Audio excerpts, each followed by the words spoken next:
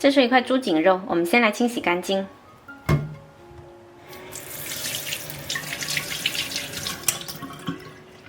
先切成长条，再切成小块。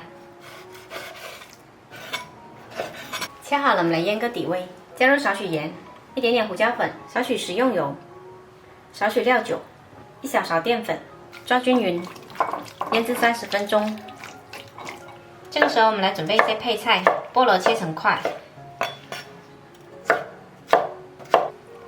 草莓对半切开，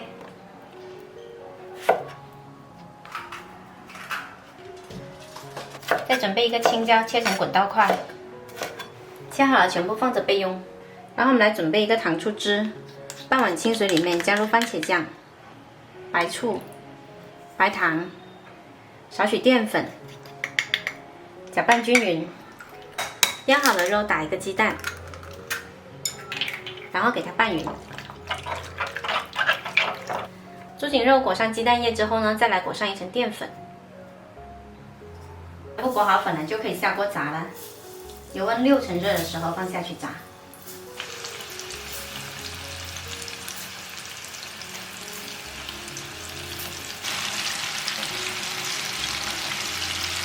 炸到表面微微金黄就可以捞出来，等会再复炸一遍。油温重新升高，放下去复炸5秒钟。好啦，捞出来沥干油。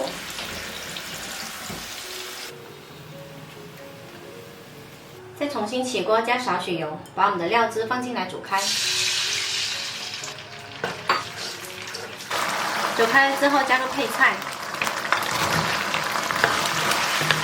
翻炒4、5秒钟，然后把炸好的咕噜肉放进来，翻炒均匀就可以出锅啦。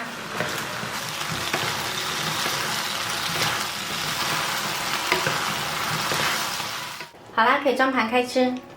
我们这道酸甜开胃的咕噜肉就做好啦。